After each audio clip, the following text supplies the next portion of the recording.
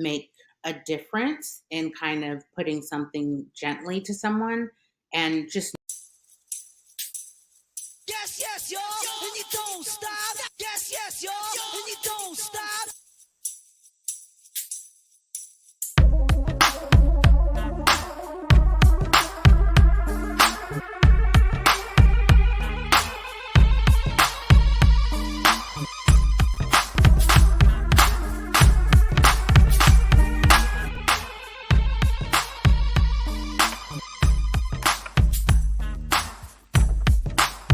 What's going on, everybody out there in TV land, on YouTube and on Facebook Live? I see I got my suit on tonight. Hey, y'all, we come to y'all tonight to interrupt your regular scheduled program. We got a bunch of guests on. We got a hot topic. It's going to be kind of interesting tonight. But hey, before we get started, Facebook, do me a huge favor. Shoot on over to YouTube, type in the search bar, Nutz Boltz of Life. Type in Nutz, N-U-T-Z, Boltz, B-O-L-T-Z of Life, and catch us over on YouTube. Appreciate that. And YouTube, do me a huge favor. Hit that like button from me. Guess what? It don't take no energy. It don't take no time. It don't cost no money. Just slide your finger down or use your mouse or whatever you got and hit that like button for me right now. I'll wait. No, I'm just kidding. Go ahead. Hit that like button for me right now. I appreciate that. Also, please share this message, guys. Share this with all your friends, your family, your co-workers, your mama and them. Share this message and subscribe. We need y'all help, y'all. We're family. We need y'all help. Subscribe to this message for me. This podcast, we're trying to get our numbers up. We appreciate that, and we love y'all for that. Also, I pinned my Stop Playing Apparel link in the comments on YouTube and on Facebook. Like I say every week, support starts at home. Check me out. Support your boy, all right? Thank y'all. And last but not least, if you love what we're doing and you want to donate to us, there is a QR code on the screen. You can scan the QR code. All monetary gifts are accepted. All monetary gifts are appreciated, and we thank you for them. You do not have to. If you want out of the kindness of your heart, go ahead, scan that QR code. Also, if the QR code is not working, then we got a cash tag. Our cash tag is $Nutz Boltz 1. Again, $Nutz Boltz 1. All right. And with that being said, welcome to Nutz and Boltz of Life. My name is Edmund Chapman. I'm your host, and I'm the CEO of Stop Playing Apparel. I'm Sheena Nicole. And I'm Obi. And I'm Kyra. Welcome to today's show. Hey guys. All right, so we got, if y'all can see the screen, we got some guests on tonight. We got a bunch of guests on tonight. We got my people on. So, like always, I gotta start off with family. No offense, guys, but I gotta start off with family. So we got my cousin Jennifer on here. And I don't want to get nobody's bio wrong, so I'm gonna read Jennifer's bio. All about my cousin Jen. All right, her name is Jennifer Parks. She's a wife and mother of one. She got a BS in elementary education. She got an MA in school counseling. She is a professional school counselor with the Chicago Public Schools, where she serves students from pre-K through 8th grade. She loves God. She strives every day to show people the love of God. And one thing she did put on here, y'all, hey, no cap. I would put her up against any singer y'all have. Anybody. I'm not talking about people y'all know. I'm talking about the Beyoncé's and the Jennifer Hudson's. And y'all might laugh like, hey, stop. Jennifer can sing, y'all. I mean, can blow her and Kyra know they can sing. Like, I'll put up against anybody. Not because of my cousin, but she is a really, really dope singer. Jennifer, welcome to the show. Thank you so much for having me. You did a little too much on the singing thing, but I'll receive it. Thank you. Hey, I'm just saying, let's get your flowers because you need them. All right, next we gonna go with Sheena D. Hey y'all, Sheena D got a nice bio, so check this out. And Sheena D and Kyra, they both live in California, which is pretty dope. So their time right now is different from our time, so we definitely appreciate y'all being on. I'm not sure what time it is there, but I know it might be early or it might be late, but we appreciate both of you ladies coming. Hey y'all, we made it to the West Coast. All right, Sheena D. Sheena is a TV and film producer. She's an actress and a writer. She hails from Chicago and now lives her wildest dreams in Los Angeles, California. She has been a producer on some of the biggest shows like Bobby Brown, Every Little Step, Growing Up Hip Hop. Oh, that's dope. Marriage Boot Camp Hip Hop Edition. Oh, wow. And HBO's My Mom, Your Dad, just to name a few. She has also worked on some of the hottest and noble award shows, such as NAACP Image Awards, the Emmys, BET Awards, Soul Train Awards, and People's Choice Awards. Her love for arts began at a very young age and has continued to this day. Sheena loves dancing, loves dancing. She always got them dancing videos on Instagram. She be doing her thing too. Traveling the world and spending time with friends. Every day she strives for greatness and continues to grow as a woman after God's own heart. I've been on Sheena for, man, I can't remember when I met Sheena. I've been on Sheena for a while now. Back when I used to work at the airport, I met Sheena. She is a really dope person. Her mom is very, very sweet lady. Sheena is a go-getter. Sheena that person, man. Sheena's a good person. Her heart is like gold. Sheena, welcome to the pod. How you doing today? Good. Thank you so much for having me. I'm glad to be joining you guys. Hey, Sheena, you got a dope bio. I didn't even know all that. I knew some of it. Like, whoa, okay, Sheena, do your thing out there in Cali. Hey, y'all, we might go to Cali and do a podcast. Just let y'all know we're going to Cali and do a live one. Come on out here. I got a space for you guys. Yes, man, we would. When y'all playing, we're going to come for real. All right. Last but not least, before I read his bio, I got to listen. Like I told y'all last week or the week before with Charmaine, I've been on Ivory since, my God, we were like 7, 8 years old. Like we was young. I mean, we went to the same elementary. We played on the same PB football team. We played on the same high school football team, track team. We had a little clique called Scout. We was out here acting crazy and wild. We didn't went on a couple days before. We didn't fought people together before. Like this is my man, 100 grand. When he went on down to school, him and his lady at the time, they said, Ed, come on down here. They invite me down. They took me to one party. I said, I'm coming. Next semester, I'll be back. And I came down there. Ivory is like one of the dopest, smartest guys I know. He's a funny dude, man. He's laid back. You know, he was always out of the three of us, me, Ivory, and rest in peace, Terrence. Gene, I don't know if you ever met Ivory. You might have met Terrence. I don't know if you met Ivory, but Ivory was like, he was like smooth out of all of us.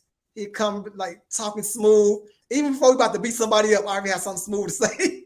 It was the funniest thing. Like Ivory's a dope person. So Ivory has 2 kids, 9 and 13. He's a business owner. He's a realtor. And he likes to work out. Okay, he about that life now. Okay, and he likes to travel. Ivory, my man, what's going on, brother? Good, man. Blessed to be here, man. Appreciate it, man. Thank you guys for having me. Thank you for coming. All right, y'all. We're about to get into this thing. Hey, OB, what's today's topic, man? Ed, today's topic is feelings over facts. I kind of didn't agree with what Kara said, but I'm going to give her the benefit of the doubt for now and see what she has to say. I ain't going to say nothing right now. I'll just wait. But we can carry on. All right. Well, shots fired. Okay, let's get it then. All right. So I know y'all probably like, and people probably watching like, hey, you got on a suit tonight? What's going on? Well, since we're talking about facts over feelings, so I'm going to come with a fact over feeling real quick. So your feelings might be, some people might say, hey, Ed, You look good in the suit. You look better in the suit than you do in your t-shirt and hat. Some other people's feelings might be, no, you look better in a hat and t-shirt over a suit. But the fact is, Ed makes this suit. This suit don't make Ed. I'm gonna look the same way in both outfits. I'm gonna be the same guy in both outfits. So the fact is, it's just a suit. A lady put on a dress is just a lady. I'm just a dress. The fact is that lady gonna be who that lady is, and that man gonna be whoever that man is. And that's facts, not feelings. So we're gonna go to Jen. So we got Cortez to say hello to you. Cortez said hello. Hey, Ivory Charmaine says, "Sko what?" So we're gonna go to Miss Kyra first. Kyra, are you ready? I'm ready. Shots already been fired at me, so let's go. He did come for you a little bit. I got Kyra. my vest on. That's good. So Kyra, do you think tone matter? I think tone definitely matters, and just being emotionally aware and knowing the person that you're speaking to, because at the end of the day, facts to me substantiate feelings. It's about knowing a person and how they're going to take what you're saying, and just being able to have that emotional intelligence to be able to be heard over their feelings that they have in place. And I do just want to quickly say, I heard what you said about suits, and I will challenge, because while you are the same Ed with a suit or in jeans and t-shirt apparel, if a person from the outside in is looking at you in a suit, they may have different feelings off the bat about you and offer different opportunities based on their feelings of how you are dressed. So I'm gonna address that real quick. So there's still feelings, it's still not facts. Because you said a lot of times feelings, feelings, feelings. But none of that's actual factual. All of it is feelings. But That's the feelings that they have about how you're dressed could allow them to open up gates or opportunities to you. While it is facts that you are the same, and whether you're dressed, suited and booted or whatever, what you bring to the table is the same. How people see you can open the doorway to getting to know facts about you. So I think that they're both important, but at the end of the day, it is about factual information. Okay. Hold on, I got a second part question to you. But Obi, why are you looking like that? It's like Obi got something to say. Before I get the second part of this question, Obi, what you got Hey, to say? honestly, she just confused the hell out of me with what she said. It's like she said like both things. So I was sitting here trying to figure out, what side is she on? Is she on the fact side or the feeling side? Sounds like she's on the feeling side, but again, I was trying to figure it out. Hey, Jen, come on in. So with listening to what Kyra was saying, I think what I'm hearing is that feelings are real and feelings matter. And so what happens is most of us feel before we think. And so it's up to us and how we know ourselves to be able to step back and say, okay, why am I feeling this way? And then go forward, or we feel and go. A lot of us feel and go. So what Kyra is saying is not being, I don't think, and you can correct me if I'm wrong, Kyra, that she's not being on both sides, but just saying that feelings are real and people have feelings. You have feelings first, most of the time, before you figure them out. The feelings come first. And so as people, we have to realize that and not go, but pause. Why am I feeling this way? Especially with things like unconscious bias. So somebody could look at you in a suit and be like, okay, he's a business owner and he has his stuff together. And then the same person could look, or not a same person, a different person could look at you in jeans and your t-shirt apparel, your clothing company that you're the CEO for, and be like, that's just a guy in some jeans and a t-shirt that isn't a business owner. Or they have these preconceived notions and conceptions based on your appearance, which is triggered by their feelings. But at the end of the day, it is about the facts for me, OB. Okay, I like this. I ain't gonna get the second question real quick. I want to get everybody else's opinion on this one right here because I hear what you're saying, Kyra, but to me it's still feelings because I can sit down. Now I do agree when you go to an interview, you should be suited and booted or looking your best because I've seen people come to Frito-Lay and this Frito-Lay was driving trucks and then I asked my boss like, why you have it? He said, you see what the dude had on? I said, yeah, his jeans were sagging. He had a sparkly belt on. Yeah, I get it. So I do understand when you're in an interview that you should look your best. But I just challenge the fact that clothes makes you. Hey, Ivory, come on in. What you think about this? Well, I mean, I definitely see it from both ends, but how I definitely strongly feel, and to get back to your original question, does tone matter? In my opinion, tone does matter. It is, how you say things opposed to what you say most of the time. It's how people, hear it from you. As far as facts and feelings, man, it's always about the facts. Feelings, in my opinion, is rooted from something different, something from the past, something of some, preconceived notion. It can be stem from a lie or from something that you feel in the future. So it could never, in my opinion, it can never be facts. It always has to be feelings because I can feel some way about, a man in a suit. You got a suit on. That doesn't make it factual about you as the man. It makes it factual about my feelings about that man. So. Sheena D, let's hear your opinion or what you think about this suit. This wasn't even a question, but it's I like what y'all got to say. Let's go.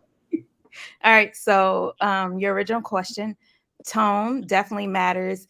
Even in email and text messaging, if I'm sending an email or a text message to someone and I think that it might be off-putting, and I know the sensitivity of the person, I might even put like a smiley face behind it to let them know that my tone is like genuine and soft and not harsh and accusing.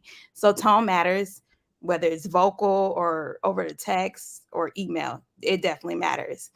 Now, when it comes to feelings and facts, okay, it's going to be a two-part because not only do I have this background in entertainment, but I also have a background in psychology and social work. I did that prior to the entertainment industry. And so one of the things that we always told people, like when it comes to like counseling or mediation, when you're stating facts, they have to be true for the both of you guys. And if they're one-sided, instead of saying, you made me mad, you have to take the ownership and say, I feel that when you did such and such, I felt this way. And so it's a caveat, whether it's a fact or a feeling. But if you're stating something like, the sky is blue and everybody can see the sky is blue, that's a fact. But feelings come into play to how different people interpret their facts.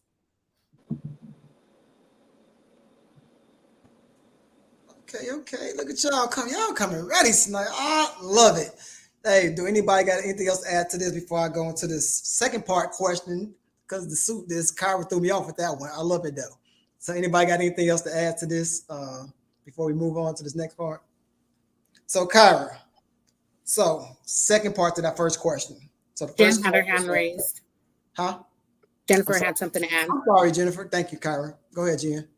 Oh, thank you. Just to add to what Sheena D was saying, and I was actually just having a conversation with some young people earlier today regarding understanding what they value and how your values, how beliefs stem from your values, and then your attitude stems from both of those, your values and your beliefs. So I tell them all the time, and I learned this from my dad, time is important, being on time. That's what timeliness is what I value. Okay. So from that, I think if you late, you disrespectful, but that's how I was trained. Now, just because I believe that to be true, the next man doesn't believe that. So because I believe that being late is disrespectful, then I try my best to be on time. On the flip side of that, my husband, love him dearly, but he does not feel the same way. And so Whereas, Sheena D was saying it has to be true for the both of you. That's where the facts come in, because he doesn't value time the way I value time. So when we understand each other, we're better. When we first understand ourselves, we're better able to understand other people. And then that's where the relationships come.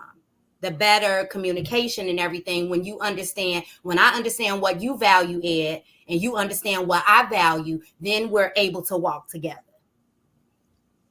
So I like what you just said. Kyle, I'm gonna get back to you in a second. I'm liking this. Okay, so you said that being on time to you is disrespectful, but your husband thinks different.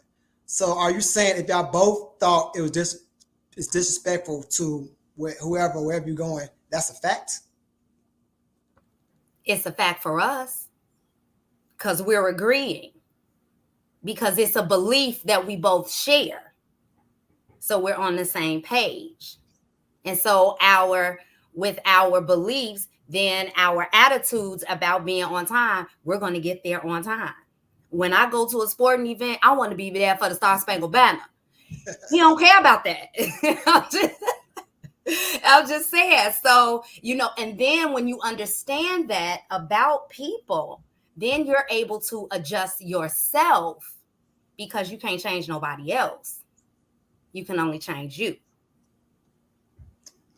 I agree to that to a certain extent. I get what you're saying. It makes sense because y'all doing a collective thing as a couple or as two friends. Like if me and Ivy is on the same accord about something that we both got to do, but it's still, just because you come to Ed's party late does not make it facts that I think is disrespectful. You know what I'm saying? But I do understand what you're saying. That is a good point. I never even thought about it like that. For your household, it's a fact for y'all, even though it might not be a fact for the place you're going to. That's pretty. Hey, Obi, what you think about that?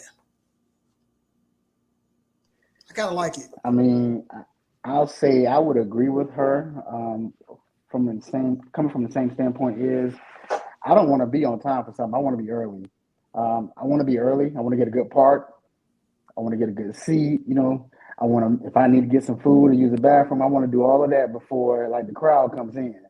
So for me, it's a fact that you need to be where you're supposed to be early instead of late, because you get there late, you're running the traffic, somebody might be sitting in your seat, something may happen. I don't have time for that. Let's be early, and then everything else will play out the way it's supposed to be played out. I don't like coming on time. And Ed, you know that. I show up to church 45 minutes early, just because. Hey, Obi, I was just about to use that. Used it before you come to Elevation Church. You better be on time. That is facts. No, not on time. Early. You're not going to get into the auditorium. You're not going to have a parking spot. That is actually a fact. I like that. All right, Kyra, back to you. So if I tell you something that's factual and your feelings get hurt, does that take away from the statement being facts? No, to me, it doesn't take away from the statement being facts. Sometimes I can go from 0 to 60 in my feelings, and sometimes I can go off of my perception as opposed to the reality. And then there's also times that I need to digest the information and think about how I reacted. Was I being emotional? Was I being defensive? But at the end of the day, after digesting and after playing back the conversation or listening to what was being heard, really focusing on the message instead of how it was said or how I was feeling, it is the facts. Someone could say, I'm overweight. Am I happy that I'm overweight? No. But according to the BMI calculator at the doctor, I need to lose a certain amount of pounds. Is that factual based on health and science and other things that the healthcare system go by? Yes, it is. Do some people want people thicker than a Snicker? Yeah, they do. But the fact is, I could shed a couple pounds. Okay, that was good. What y'all think about what Kyra just said? She was a little stencil with it. What y'all think about that? Sheena D, what you think about what she just said? I am in 100% agreement. Like I am right there with her, especially on that weight. When it comes to people's feelings of how I look or I look to this man or that man, I might be good in one person's, eyesight and not in the other. But it's factual that I got to shed some pounds. So I was right there. I was like, yes. And it goes the same for a lot of things in life, especially but just being in this industry, since I am in the industry entertainment, if I go in for an audition or somebody is critiquing my self take and they give me a note and it's a fact and it hurts my feelings and I'll be like, oh, I thought I did a good job. But when I go back home and I look at that tape, I'm like, yep, exactly what they said. My eyesight was off or my tone was low or I didn't enunciate on this. It's like, yeah, it hurt my feelings, but it's facts and I can go back and look and see that what they're saying is a fact. So I agree 100%. All right, I'm gonna come over to Ivor in a second on this question. But before I do that, hey y'all, do me a favor. Make sure you guys are hitting the comment section because we want to read it out later on in the show. We will have an extra call-in number. So hit the comment section. We're gonna be reading those tonight and be on the lookout for a call-in number. So you better call in. Don't be trying to be long-winded. Don't try to sit on and talk with us. No. Call in, ask your question, make a statement, and then we will address it. And also hit that comment section. All right, y'all. And don't forget to hit the like button. Ivory, what you think about what these ladies talking about? I agree. I agree. So everyone on here is definitely entitled to their feelings, and you could be angry, upset, happy. But just because you have a right to your feelings doesn't mean that you're right. Doesn't mean that that's the facts or that's the truth. I feel like I need to lose a few pounds. So my fact. Someone, like you said, someone else may see it and they may not see that way. That's their fact. So I agree with both of the ladies. But just having the feelings, it's like going back to saying my self-esteem. I may have low self-esteem. I go to the gym every single day, but that's my self-esteem. I can't let someone else come in and interrupt my self-esteem. No one else can make me feel bad about the way I feel about myself. So it's called self-esteem for a reason. OB, what you think about it?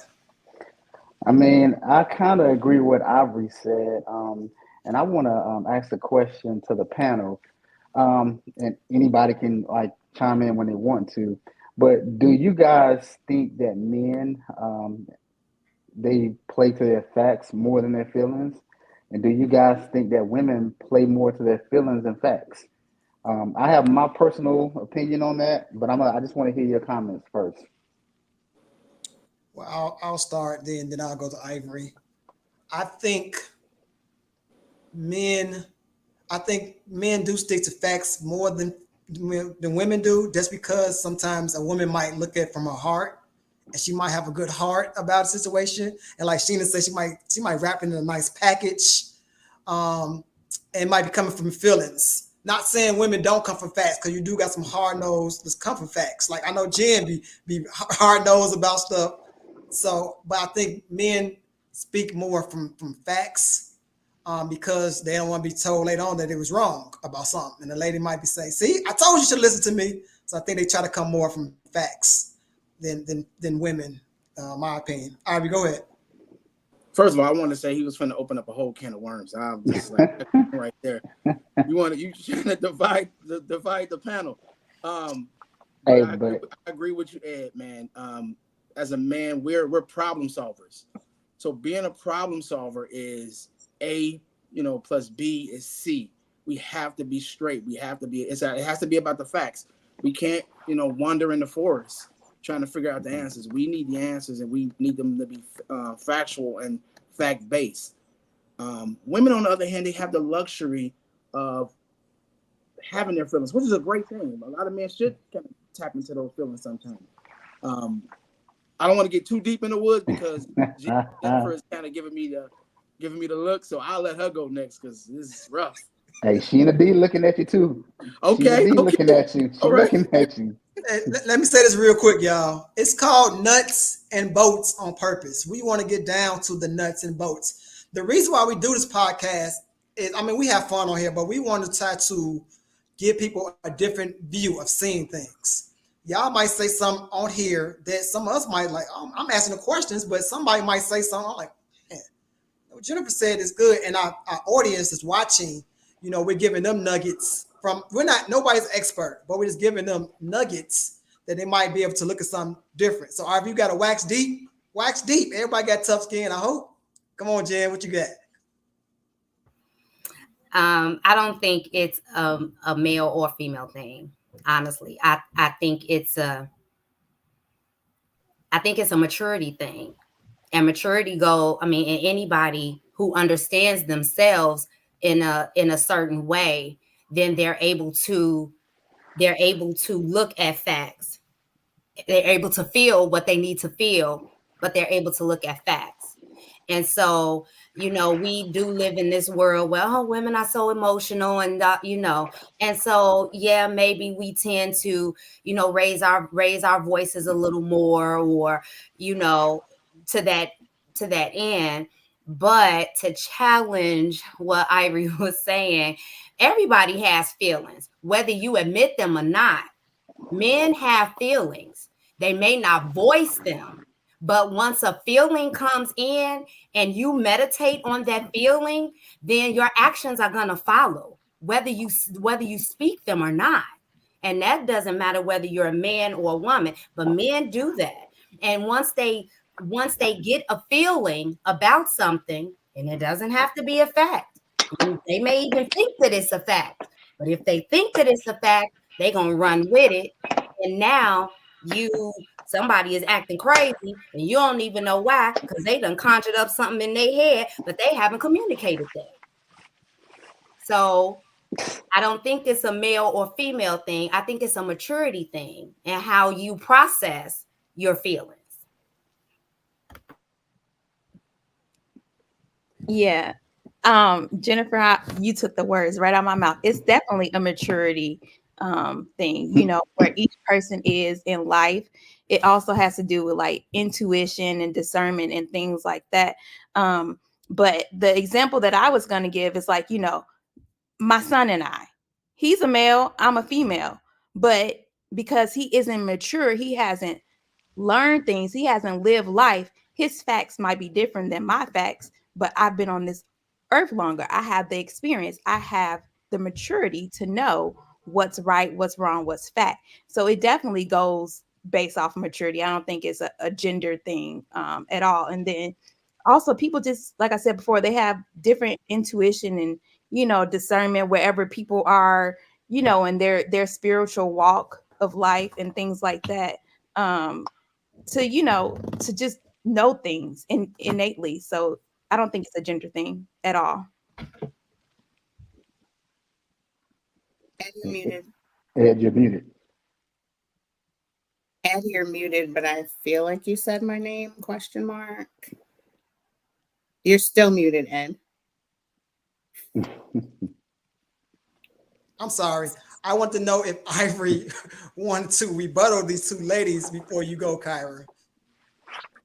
Yeah, I mean, it sounds like they were in their feelings. No, I'm just joking. Go ahead, brother. No, I'm saying they both reacted from their feelings, and I can appreciate it. I mean, I wish I could tap into that, but and men we do have feelings, we really do, but sometimes the world doesn't allow us to portray those feelings or to have them on our shoulders. We can't. We have, and in my opinion, we have to be factual based, because this world is not accepting. I hate to say it, they're not accepting men with a lot of emotions and feelings out there. We're entitled to them. We have them. We sometimes show them, but it's not always a good outcome. I have a quick thing. Sorry, I didn't raise my hand, but I have a quick thing. So, Ivory, if you're saying that Jennifer and I are in our feelings, are you not also in your feelings because perhaps you feel challenged by two women? As a man, men are the big machismos, the providers, are you also in your feelings to be challenged by two women? Like, it's a double-edged sword. I Hey, would. hold on, Ivory. Ivory, hold on before you answer that question. Cause I want to come to Kyra because it might be three trying to gang up on you. Then man, Obi got to step in and help out. Oh, we yeah. ain't gonna let that happen tonight. No, I told y'all me and Ivory used to fight together. Y'all think I was playing? Go ahead, Kyra. Then we're gonna come back to Ivory.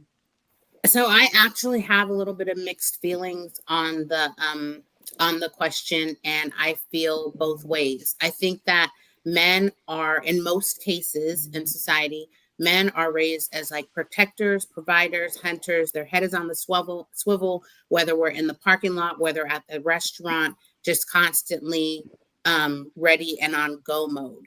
And then women, in my opinion, are more nurturing. I might be looking at my purse on something, and you're like, get out of your purse, be focused when you're going from the grocery store to the car. And so I definitely do agree to an extent that it has to do with genders and kind of the biases and or stereotypes that people are taught as they are growing up. I do think that at any time in a person's life, they can get like emotional intelligence and emotional awareness, so they are able to effectively communicate their feelings and what is said, and also to kind of soften how things are said depending on who they're dealing with. So I agree with a little of both. So I'm not going to say it's a 3-on-1. I'll say maybe 2.5. Let's go.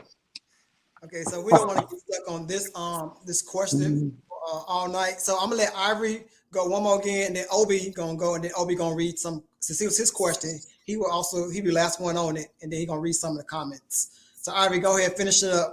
What you want to say about this one? I'll be quick. I don't feel any type of way as far as being challenged and being questioned. Um, you know, from the women. I encourage it. I mean, help me get in tune with my feelings where I can feel comfortable showing it, because most men don't. We can't in this world. Just like I was saying, that when I go to a restaurant with my lady, I have to face the door. I'm looking at the door. When I'm in a grocery store, I'm behind her, but not too far behind her. My head is on the swivel. I'm checking, what is this person doing? So we have to kind of be fact driven, but doesn't mean we don't have feelings. All right, Obi, it's on you. All right, real quick. To me, feelings over facts. I would rather deal with the facts, because feelings, when you get those involved, it's like a bias trap that occurs when people emotions and perceptions come into play. And I don't think a lot of men do that.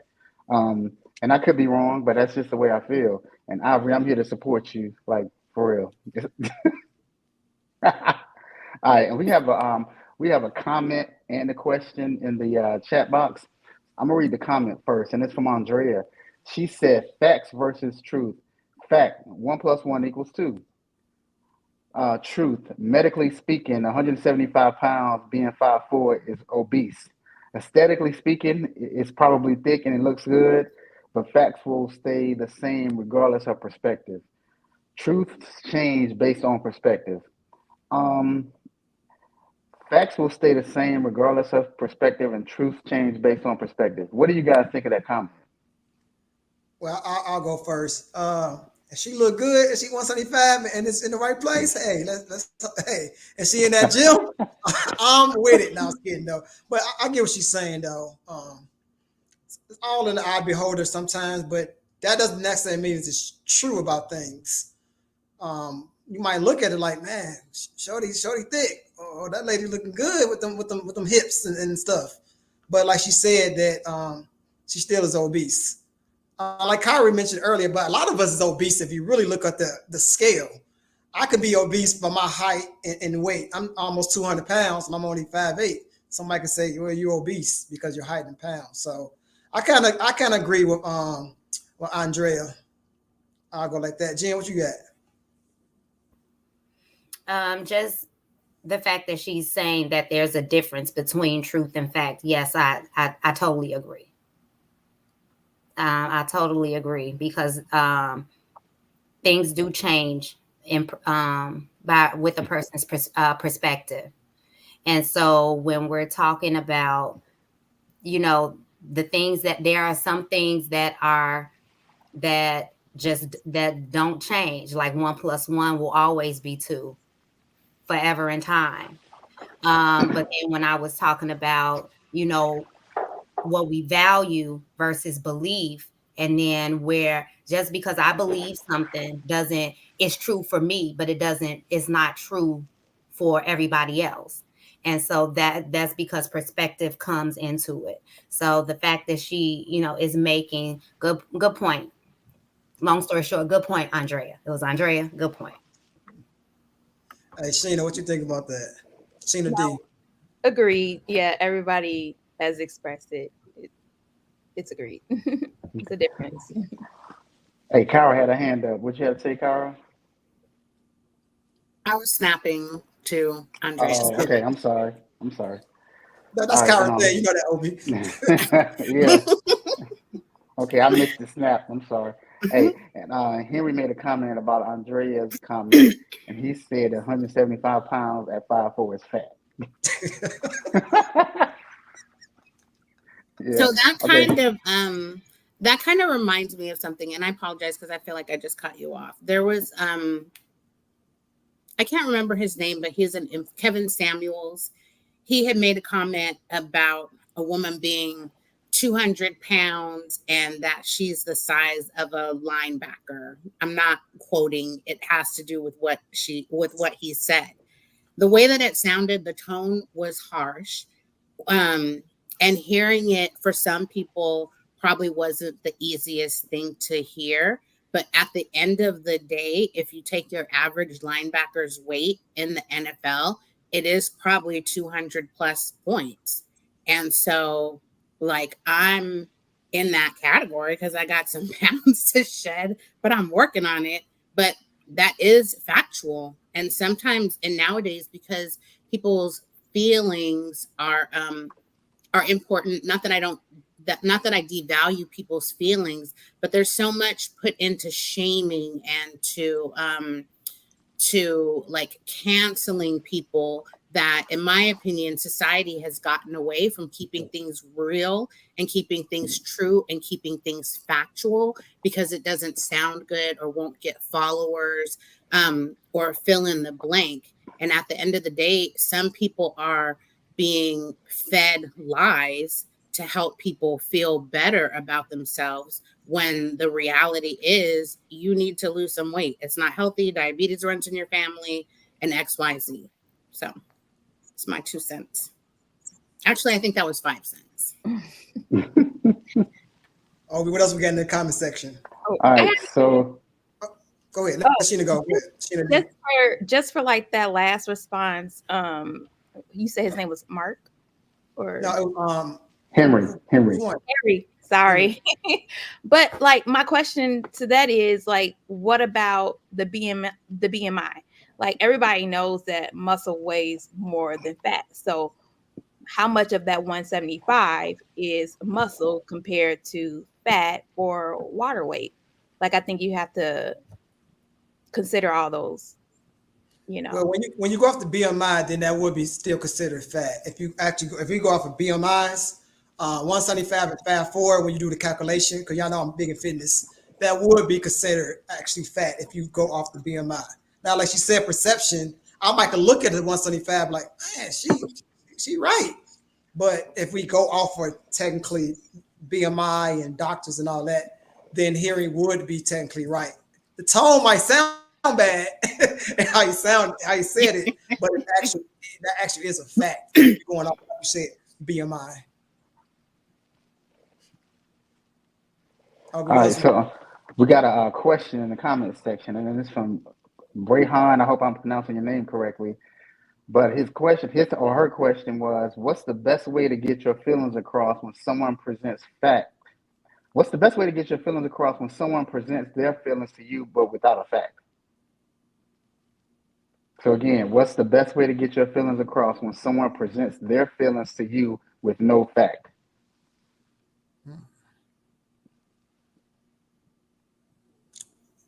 Go ahead, Irene. I would say that the first step that I would do is just acknowledging their feelings, right? So sometimes you just have to acknowledge, I know that you feel this way. I understand that you feel this way. And then you can proceed with your feelings. And this is how I feel. And this is how I took it. And this is what I see. Just acknowledging their feelings first. Go ahead, Kyra. For me, if it's not factual based, I totally agree with Ivory in terms of acknowledging their feelings, whether it's I hear you, I understand you, I see what you're saying. So sometimes I would say, like, would you agree, or do you think that, and try to get towards a factual item. Or if it's saying my kid's not going to take a jacket outside, would you agree that it's cold outside and it's overcast? So do you think it could be a good idea if you bring a jacket because it could rain? And if it doesn't, you're set up in case, and if it does, then you're good. So go grab your jacket. Because the fact is, I know it's going to rain because I saw the newscast. Well, that's Bray John. That's actually Bray John, right? I think that's Jennifer's brother. If I'm saying the name right, I think that is Bray John. Well, I believe, and not to be sexual, but the facts is still the facts. And sometimes when you kind of like Sheena D said earlier, you might be talking to somebody that's not a Jennifer. You might be talking to somebody that's softer, and you might have to deliver it a different way, but you still got to give them the facts at the end of the day. Because I know people want to know the facts, even though it might hurt their feelings. They still want to know. If I walk into you, my breath stink, I still want to know that. I don't want to be talking to everybody else, but you don't have, it's the way you might say it, pull me to the side, like, hey, you want to admit, but it's still factual, how you present it. But I think, Bray John, you still tell them the facts. If you're talking to the guy, you got to tell him straight up.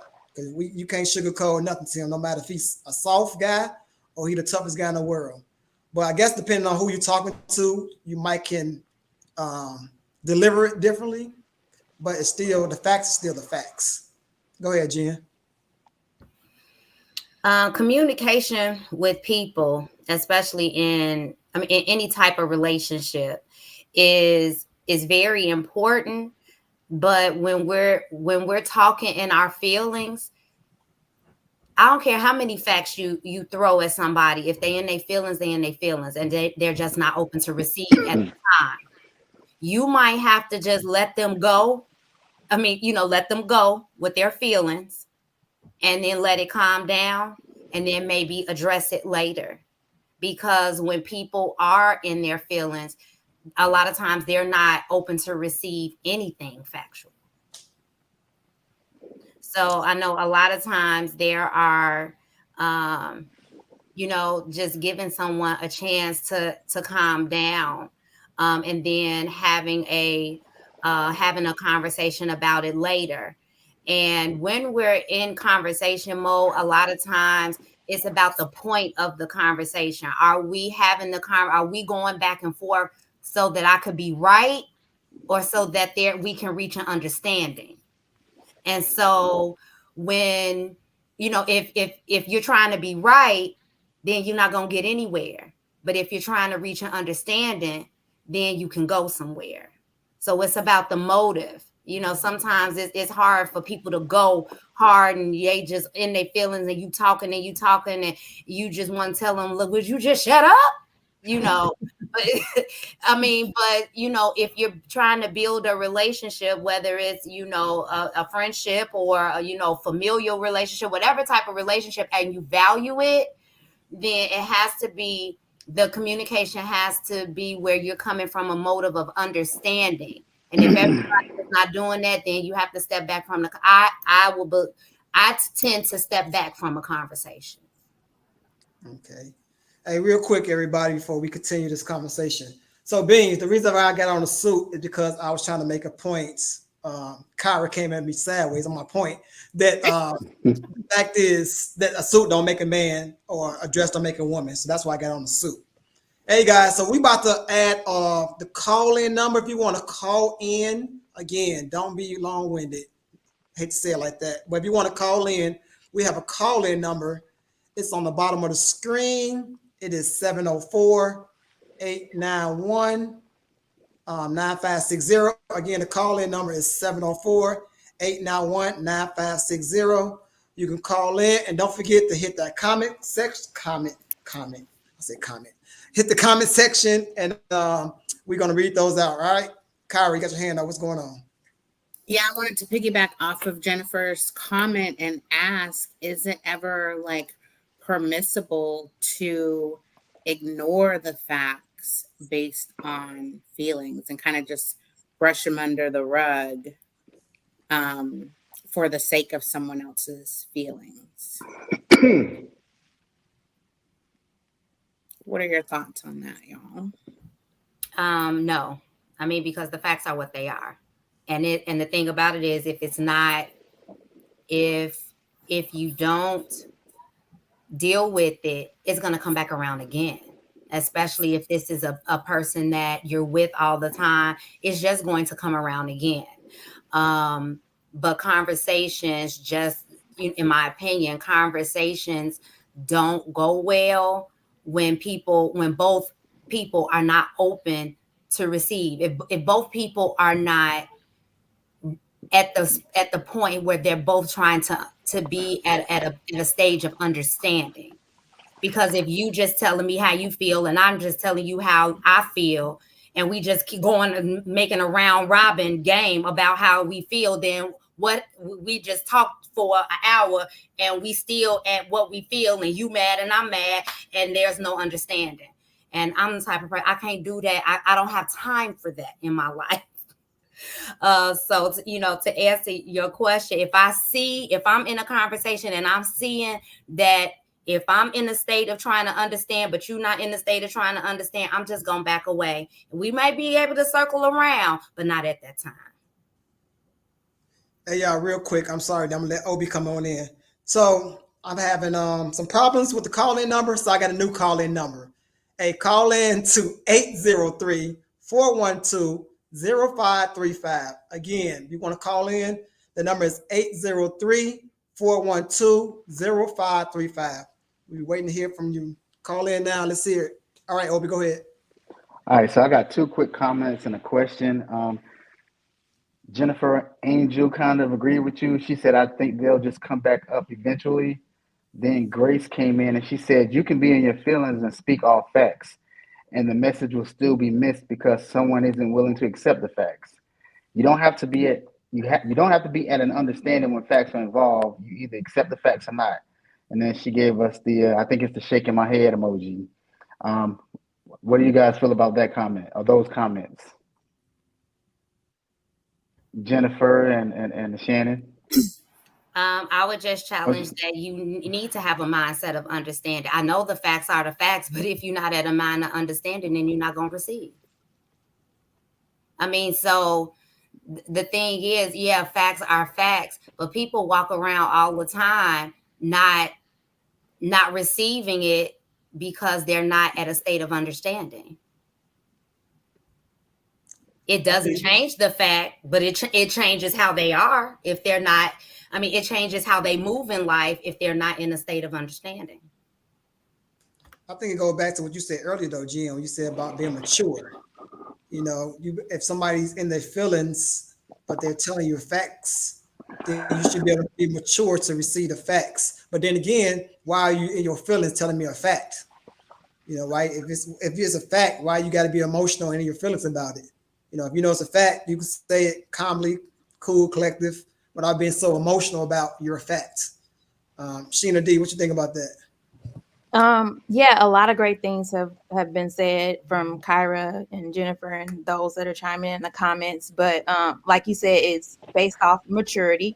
And even Ivory said in the very beginning, you have to be willing to acknowledge what that person has said.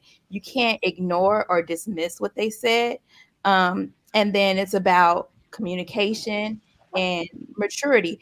But also in that, most of the times when a lot of people have conversations, it can tend to be one-sided, meaning that one person's doing all the talking and the other person's just there receiving it, where there's not really an exchange of like conversation where both people are actively listening to what the other person is saying. I think that's the biggest thing. And a lot of, arguments or, miscommunication happens just because people aren't actively listening to what the other person is saying. You guys might get to the end of an argument and have a resolution and figure out you guys are both saying the same thing because you're not listening.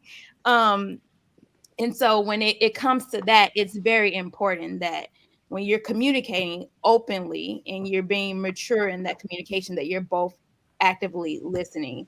Yeah, conversations get, heated with emotions, but if someone's, passionate about what they're saying, they're gonna deliver how they feel in a passionate manner. So it's a lot, and it depends on that relationship between those two people or whomever. And when it comes to like marriages, that's why a lot of people sometimes opt to go for counseling or having a mediator, just to have that person in the middle that can take what both sides are saying and kind of like put it in a more gentle tone and then disseminate it out to both sides to get to a resolution. Okay, Ed, we got a couple of more questions in the inbox. The first question comes from Shannon. It says, would you ever compromise what you know over what you feel and why? Ivor, you want to answer that question? Would you ever compromise what you know over what you feel and why? Wow. Would I ever I would say no. Knowing what I know, knowing the truth, knowing what's real, it just wouldn't be in me to compromise that for the way I feel or the way someone else feels. I could take your feelings in consideration, but I wouldn't compromise facts, truths, for feelings. Okay, Jen, you want to chime in on that? Would you ever compromise what you know over what you felt or feel? No, I would not. Just to be kind of transparent with you guys, I lost my mom a couple weeks ago, and so the feeling of losing a parent and knowing that my life is going to be absolutely different for the rest of my life is something.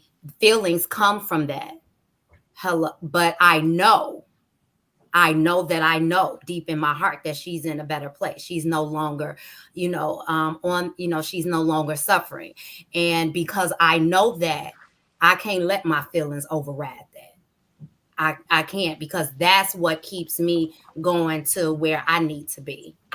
And so in my life right now, I can't say that I will. I got to stick with what I know. I can't stick with how I feel. All right, Kyle, you want to chime in? I saw you had your hand raised. Or were you snapping your Yeah. fingers that time again? No, it was not a so for me, it depends on the situation. And so, for example, this came up a couple weeks ago at work. I'm a subject matter expert in our learning management system, and I know what I know, and I know what's going to happen. I've stated the facts, and I've let you know how I feel. And if you want to go ahead and make 3 lefts to make a right, then go ahead. My hands are thrown up. I'm not going to waste energy. I stated the facts. You didn't listen. You can learn on your own by making mistakes. So totally depends on the situation of things for me. Okay. And Jen, I just want to thank you for coming on, especially at a tough time like this. I appreciate it. And a lot of people in the comment section are saying the same thing. We have a comment that says from Shannon. She says, all of this is hitting home for her. She just went through this about her weight. She says, I'm 5'4", 175. It was harsh hearing the truth. However, it made me do something about it. So I guess when she heard the truth, which is a fact, that's a good thing. And we got something real quick. Mm-hmm. So I told Shannon the truth. I don't know if you seen that earlier. She said, "Ed will tell you the truth, and it sucks." So I'll be like training Shannon via FaceTime, stuff like that. And when I told her the truth, she didn't like it. I was like, "Hey, You want me to lie to you or want me to tell you the truth? And she said, give it to me, Ed. And I told her the truth. And I tried to, she might disagree. I tried to put a little sugar on it, but I gave it to her raw with a sprinkle of sugar on top. But, you know, I look at it from a trainer view, so I had to give it to her like I feel it. And she was mad about that. So that's what she said. That's that comment is about. Hey, y'all, so we're talking about facts over feelings, right? And we're talking about what's facts, but what sometimes can come from feelings, but it's still a fact. And it's not your feelings. So chime into the conversation. Call in. Again, the call-in number is 803-412-0535. Again, the call-in number is 803-412-0535. And y'all, all y'all in the comment section, hit the like button.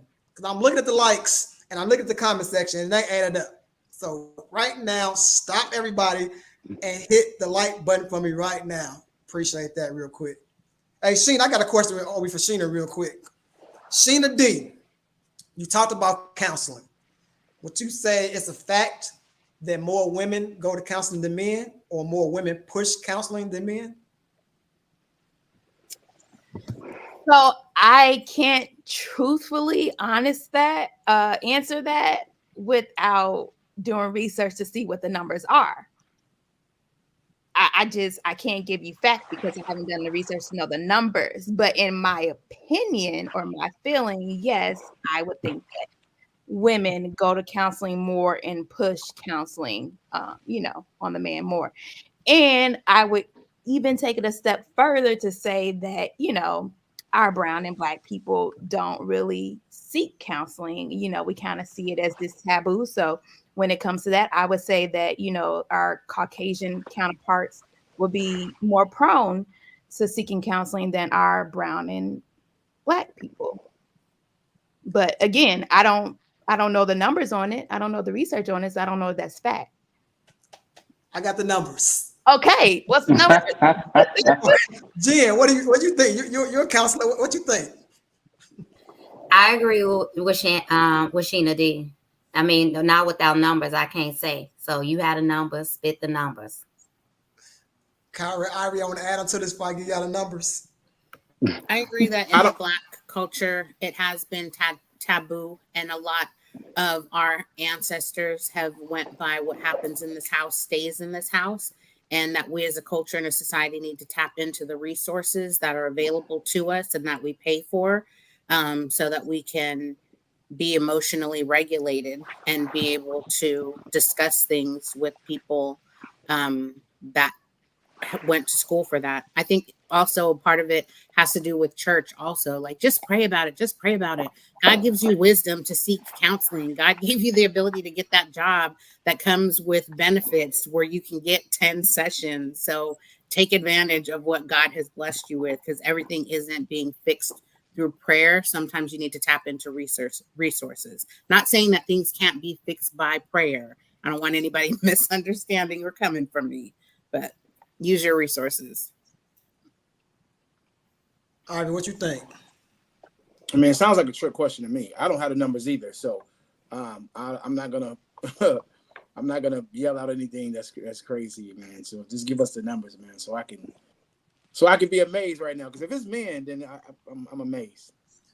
All right. Before I give y'all the numbers again, y'all, apologize again. So my phone was on Do Not Disturb. So I just took off Do Not Disturb. So if you want to call in, I'm sorry, y'all, because I normally don't use my personal phone, but I'm having some difficulties over here today. If you want to call in, you can call in now. It's 803-412-0535. It's not on Do Not Disturb anymore. I just have to look like, oh, shoot.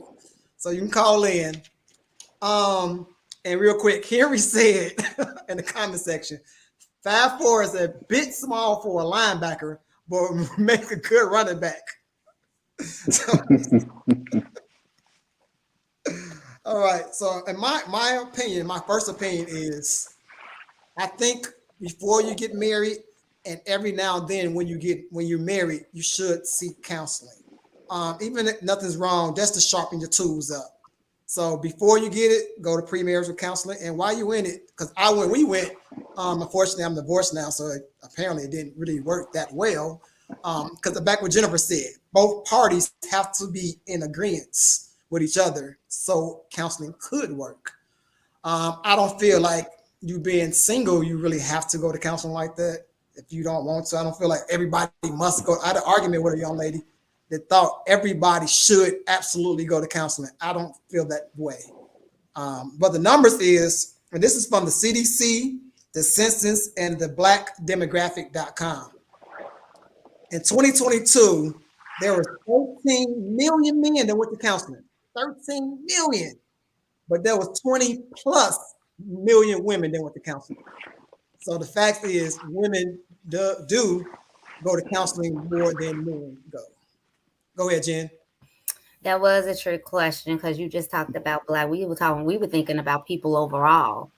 That was kind of honestly a given with us because we know our demographic and we know culturally how, systemically how, counseling is looked at. And so to kind of address what you were just saying about being single, you don't have to, you necessarily have to go to counseling. Single or not, to me, if you have some things to work out, you need to go. I mean, because a lot of us are rooted and grounded in things that happened in our childhood. And so, although it's not an excuse, you can't become an adult still being hurt, and many people are, but your opinions are formed and how you move through life. Sometimes they form because of trauma in your past. So if you are a single person and you are still carrying this trauma with you as an adult, then you're not gonna add to anybody's life trying to marry them. You got to deal with that before you can deal with other people. And so I just want to point that out. And So, not Jen, everybody has back stuff going on in that, in the past or whatever. But if you do, I would suggest that you go talk to somebody about it, because you just gonna carry it for you for the rest of your life, and you're gonna be 60 still talking about something that happened when you was 10. Jen, I agree with that, but I don't think that's not Black people. Like, I did a couple of searches. That's what I said, the census, CDC. I did a couple of searches, so it was everybody, and then the other one was, of course, the Black demographic because we're Black. So this is like overall people, not just Black people. My bad. The Black demographic just stuck out. So My don't bad. come at me like that, like I ain't did my homework. My bad. What She was in y'all her think feelings, about Ed. that? She was in her Obi? feelings, Ed. She was in her feelings. I already said it earlier. Y'all don't want to listen to what they say. Cat Williams said it. Nobody want to listen. I already said it. Nobody want to listen when he said it. Now Monique said it today. But go ahead, Obi. What you think about that? About the question? I mean, the comment that you made? That's about counseling. Oh, I'm not surprised. I'm not surprised at all. Men are afraid. I go to therapy. I've been to therapy. I go. It's good for me. And that's a fact. But a lot of people, because of generational curses, things that have happened to their parents, their families, they're afraid to go in our neighborhood. And it's sad because it only makes us a better person when we go. Kyra, what you think about counseling and the numbers you just heard?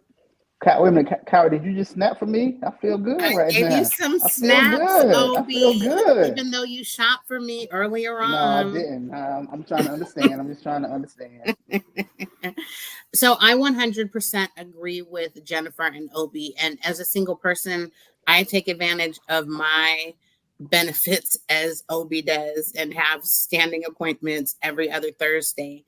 To speak to Jennifer's point, there's so many people that are damaged psychologically from things that have happened in their childhood, and they don't even know because the onion hasn't been peeled back, because they haven't been allowed to be vulnerable, because it's been what happens in this house stays in this house, or you're just being emotional, or you need to build a bridge and get over it, or you need to man up. And so being able to have that relationship with a professional in that area allows you to let down your guards and to peel back that onion and to understand the composure and the makeup of yourself so that you can be better for your children and for the legacy that you leave behind. So I think it's definitely important to tap into those resources that we have available in today's society. Sheena D, you started this whole counseling thing off from a while back. And I remember it, but we just went so other way we was going with it. So let's go back to the counseling when you said a long time ago. What you think about the numbers overall and about going to counseling in general? That people need to go. So yeah, I think that the numbers are accurate based off of, you know, what I know or what I would research back in my social work days. But I feel like I agree with Kyra, like your past traumas can bring up a lot of issues. And I think if that's the case, then yes, you should seek counseling and some help. I personally have done counseling by myself and also with my son, just because, you know, I know some things that, you know, he might have experienced growing up could have been traumatic for him. And then just also, you know, not having his parents together. So yeah, I think that counseling is valid and important. I'm an advocate for it. All right, what you think? Well, I'm an advocate for it also now. When I was a young man, I wasn't. When I was a young man, I felt like I can figure out these things. I can do it. I will do it. I will hold it in. I will, go long days without sleep, whatever I needed to do, because I felt that's what a man would do. And now that I got older, more mature, I know better. And they say when you know better, you do better. And my condolences to you, Jennifer. My mother passed 2 months ago, and I was dealing with, everybody was, you need to talk to somebody, you need to talk to somebody, you need to, and I'm like, I'm okay. And I'm just telling everybody I'm okay, but I wasn't okay. I really wasn't. I was telling people I'm okay. My sister's talking, asking about me, I'm okay. Until I sat down and talked to someone and realized that I was not okay. I wasn't going to be okay. No time soon was I going to be okay. And it was okay to speak that out loud. It was okay to tell someone how I felt like I was robbed of some extra time with my mom. So I'm definitely an advocate now, but I'm gonna be honest with you, before I wasn't. I just didn't feel like someone needed to know my business. I felt like I was the best therapist for me. And let me say this real quick before Obi go back to the comment section. And I want to make this no sad podcast. No, I'm saying we having a good conversation. But my condolences to Jen and Ivory. So let me tell y'all this one fact. Both my parents are gone. They left this earth. 2001 and 2016. So a fact is that pain never gonna go away. So don't let nobody ever tell y'all that time heals all. That's bull crap. It's never gonna go away. But the fact is, you guys gonna learn how to cope with it. And it's gonna be days. It's gonna be tough days. It's gonna be some hard days. I'm making reels about my mom and dad every blue moon. So not to make this a sad podcast, but the fact is, don't let anybody tell you, like Ivory, like said, it's gonna be okay. A little piece of y'all gone, but you will. The fact is, you will learn how to cope with it. Because I had to with two parents. Go ahead, Obi. Okay, I got a comment and a question. Tashina Ray says, as a single woman, I go to counseling not only to confront different things I deal with, but just to maintain my daily mental health. And I think that's a good point. You should go to counseling just to deal with what you have to deal with, and your mental health is important, especially in our community. How do you guys feel about what Tashina Ray said about going to counseling not only to confront different things she has to deal with, but to maintain a daily mental health?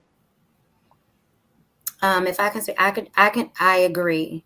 Only because counseling allows you to, as far as your, not only sharpen your mental health, but it also gives you the platform to sharpen your emotional intelligence. And research has proven that people with a high emotional intelligence, as opposed to people with a high IQ, are more successful in life than those that have a high IQ. So when you are seeking counseling, seeking a better understanding of yourself and people and how to build relationships, better relationships with people, that's what all of that is for. It is sharpening and it is building your emotional intelligence, which helps you to better build relationships with people. Okay. The next question that we have is from Obi, real Brajan. quick. Hold on before you move to the next question. So I have a fact again about mental health. Would y'all like to hear it? Yeah, go So ahead. it's a fact. In my research, that women, and this I'm not trying to be a man and woman thing, but just when I did the research, it came up. Women are 3 times more likely to experience mental health issues than men. And it's a fact. I didn't make it up. It's a fact. If anybody wants to know that, it's like 3 times more. That was kind of like, wow. That was pretty deep to me. Like 3 times. I could see like maybe more or maybe less, but it was like 3 times more. And I know y'all gonna talk about this, so I got a lot of facts written down just in case it came around. Go ahead, Sheena. Oh no, I just want to know, like, yeah, where the facts came from and like what type of mental health, because when you think about it, one way that I can see that women would be 3 times more is because of like postpartum depression, that could be considered a mental health issue. And, we are child bearers. So I am curious to see what the numbers are and then like the different classifications of mental health. Now, I didn't write down all the numbers because I was shocked about this 3 times. So that shocked me alone. So I should have got you all the numbers. But again, it's from the census, the CDC, Black demographic, and there was another one. I can't remember the name right now. And it was and we did a poll at UCLA too. So I did all the research, and those I didn't get the exact numbers. I apologize for that, but that did shock me. Go ahead, Obi. Okay. Hey, Kyra, did you have something to say? Were you raising your hand or snapping again? Okay. All right. I'm gonna stop snapping, Obi. I 2 can't hands hear I you snap, snapping. 1 hand's finger. Okay. All right. My bad. Hey, but Brajan has a question. He said, what are some tips to become understanding during a heated or emotional conversation? And I hate to assume, but I'm assuming that he's asking women this question. But it says, what are some tips to become understanding during a heated or emotional conversation? Don't laugh, Jen. You want to go first since you're laughing? I think we're laughing at Kyra, especially because Kyra, maybe let Kyra go first. Kyra didn't like that, what you said, Obi. But go ahead, Kyra. Go on, Kyra. Wow. I'll start with that. I think for me, a main tip is like in the midst of a heated conversation, make sure that you are effectively listening. Because if you are thinking about a rebuttal to, I'm going to pull this out of my pocket and I'm going to slash him with this or her with this. And I remember last Thursday, I'm going to come back with this. That means that you're not effectively listening because you're going through a process of responding. So A, listen effectively. B, you can mirror what the person is saying. Like, I heard you say this. I understand. Thank you for sharing your feelings. You can also ask or let the person know how you feel and use I statements to take accountability for what you're doing and how you're feeling instead of what the other person is doing, because that can create more of defensive conversation and then it will go nowhere. And then sometimes it might be good to step away from the conversation, or I understand that this is really heated, this is really near and dear to you. I heard what you're saying. I need some time to process it. Is it okay if we revisit this in 24 hours, or if we grab something to eat and revisit it later, so that we can both digest the information and come back when things are a little bit less heated? But definitely listen, mirror, understand what the person says, and don't let it go. Make sure that you let them feel heard. I've been in the situation, I'm approaching the 2-minute mark, where I've poured my heart out and then they're just like, okay, why did I pour my heart out to you if you're not understand? I don't feel heard. I don't feel understood. And now I'm even more frustrated. Beep, beep, beep, beep. Okay, 2 minutes. Hey, Kyra, so do you believe what Obi said that it's a woman question? No, I'm just but messing. it has to do with maturity. So some people may think that it's a woman thing. Oh. Ooh. Hey, Jen, go ahead. I know you had started before Kyra started. No, I totally agree with Kyra. I agree. I'm not gonna put anything on what she just said. All right, but come on to this woman question, as Obi say. I guess it was, women driven, because I agree also. I think mirroring is fantastic. You definitely need to mirror. Also asking deeper questions. Why do you feel that way? So you can get a better understanding. This understanding is easy to say, but you need to get a better understanding. You need to know why. Why do you feel this way? Why did that hurt your feelings? Why did you do that? So that person can get a better understanding. But yeah, I totally agree. So I might go a little different. I think if we're in the midst of a heated conversation, so it's all depends. If I'm arguing with Sheena or if I'm arguing with Ivory. If Sheena D is my woman, I'm arguing with her, I might want to say, let's take a step back and let's take a time off for a second until cooler heads prevail. And then come back and revisit that conversation, because at that time, everybody's emotional, and everybody's trying to elevate their voices. And now we all no one hearing anyone.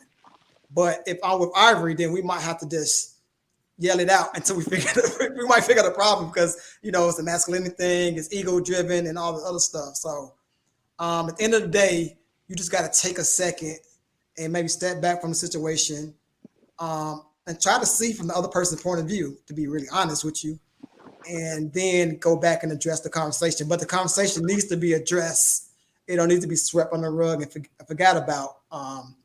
Let's go back and revisit it. If it's too emotional, it's getting too heated. Bray John, let's take a step back, let everybody calm down, and then revisit it at later, not too later. I'm talking later that evening or the next day. Don't let it prolong. Like I said, if it's your woman, then you might want to do it late on that night. Maybe at latest that next day. If it's your boy, y'all gonna argue it out. Y'all might even box and y'all be friends the next day. Men are kind of different in that aspect. But that's just my opinion on that. A little bit, Jen, a little bit.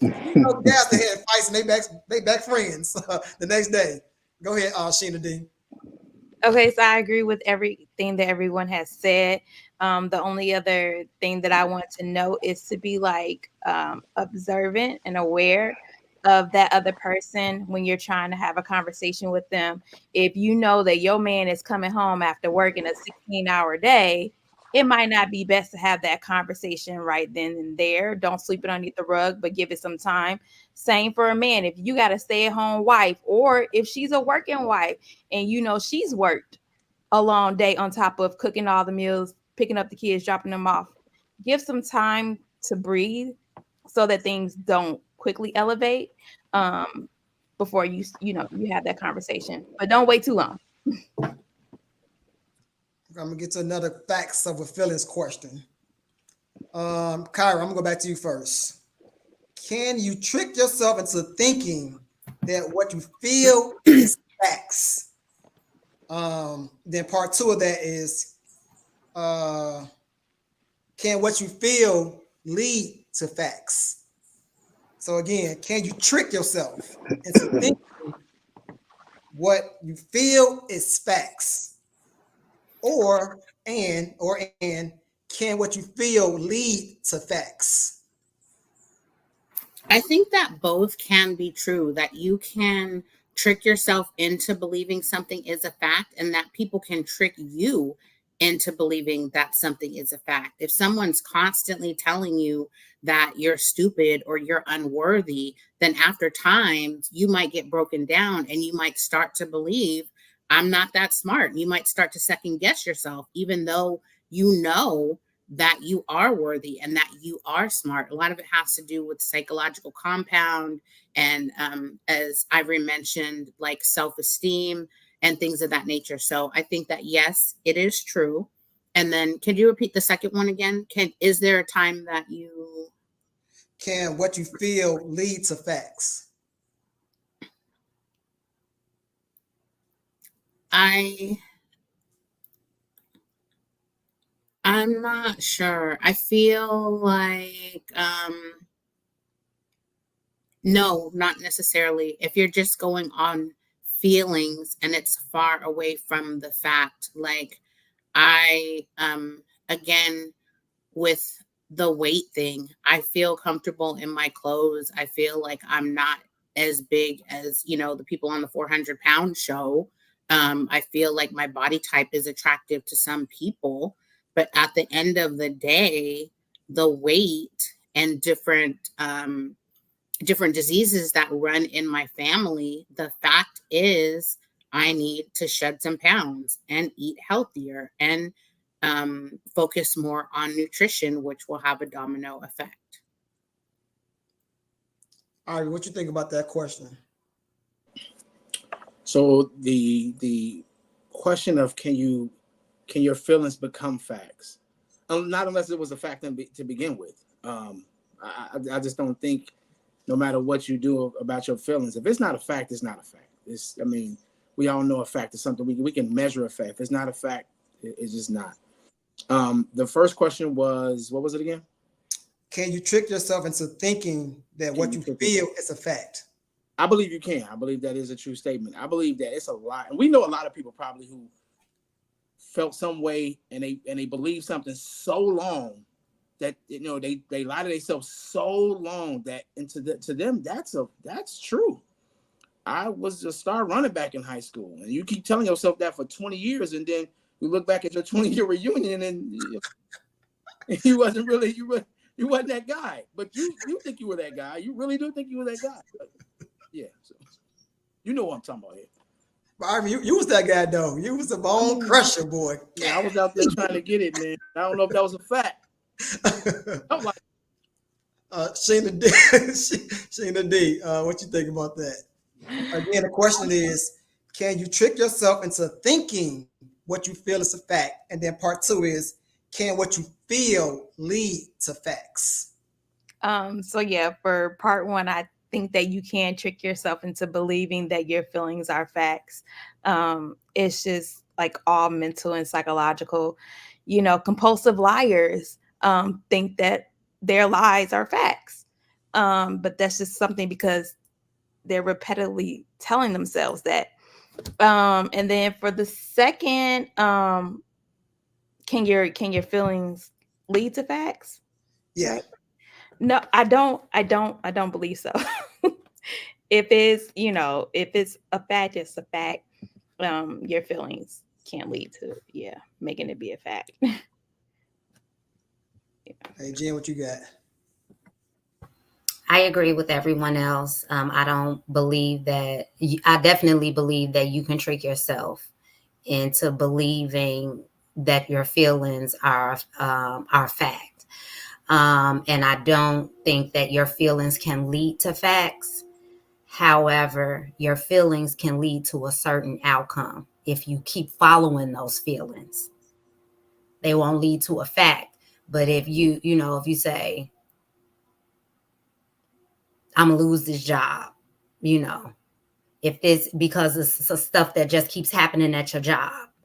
And so if you if you feel that you're gonna lose the job and then you end up losing the job, I told you I was gonna lose the job.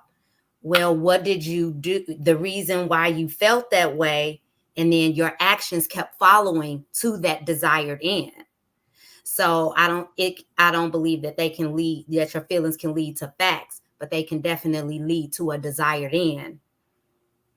You may not want it to end that way, but if you keep feeling a certain way and acting out that way, then that's what's going to happen.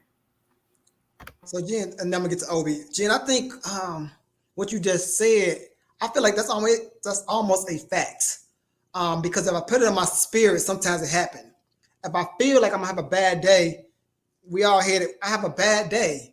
If I feel like I'm not gonna get that job, I don't get that job. So maybe your feelings can lead to fact if you put it into your spirit already. I know, Jen, you're more spiritual than me, but I know I've had them days. I'm like, or I'm in the gym, like I can't do this, and I can't do it. Or I might say, man, I might be a great day, and I have a great day. So like that's my feelings, and it kind of led to a fact. Jen, what you think about that? It's how you train your mind to think. It's all in your thought process.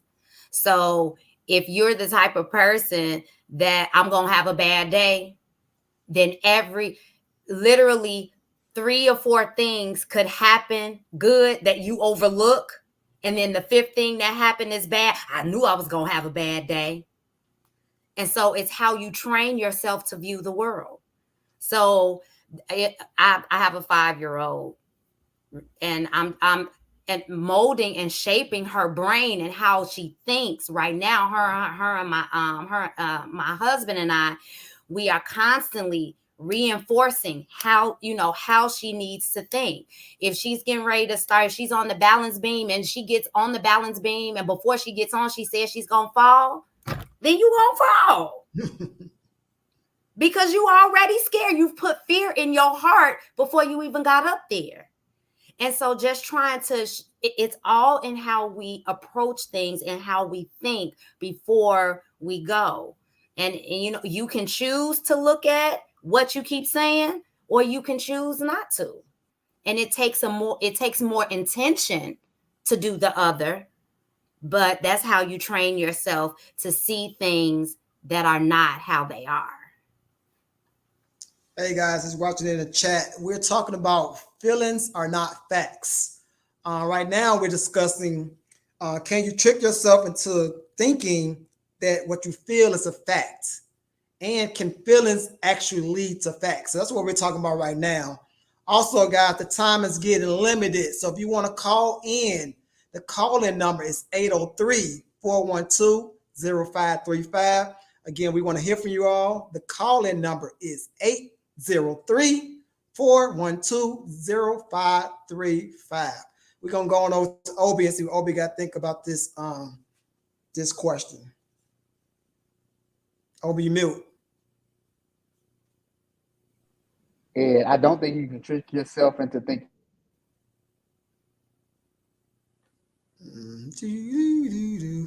Hey, all right, but we go to you, then we'll come back to Obi. I don't know what happened. Man, I answered the question already. You want me to answer? No. And then, no, I mean, I think you had your hand up. Your finger up. Elaborate, but then Jennifer stole my thunder, so I can't say that. So we have to move on to the next question, bro. I'm lost. Well, I can say this when Ivy talk about sports. It's a fact. And me and Ivy would have been in that backfield together. Our team would turn out definitely different. It's a fact. They might not agree, but it's 100% facts. But we had too many people in their feelings. We had too many people in their feelings. We had coaches in their feelings. We had feelings out the world. But it's a fact. 100% fact. I'm not saying it's a feeling. This is a fact. You had the fastest 2 kids on a team.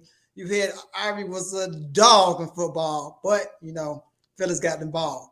And then I had a conversation with a guy, and we're gonna get back to the questions. I had a conversation with a guy one time on Facebook, and it was a fact. And I already tell you, I was the fastest guy in the whole school. But this other guy determines that he was the fastest. I'm like, that's your feelings, bro. Then he say, let's race right now. I am 43 years old. I ain't racing nobody. I drive a car and I lift weights. I ain't running. What? Who wants to run now for something that happened 25 years ago? So that's pretty funny. So I do got another question. Do you all feel that feelings can be facts depending on the situation? So we're gonna Ivy, you go first. Do you feel feelings can be facts depending on the situation? I'm trying to think of a situation. No, I don't.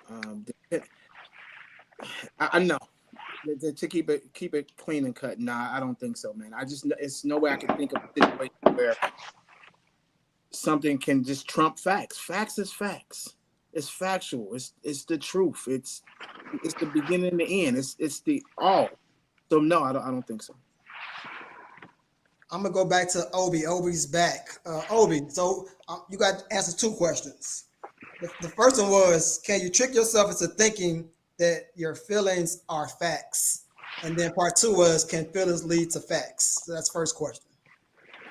Can you trick yourself into thinking feelings are facts? No, no way. And I would think I was answering this question before I got cut off, but if I was emotional or I was in my feelings, I would tell you every day, hey, the Cowboys are gonna win the Super Bowl.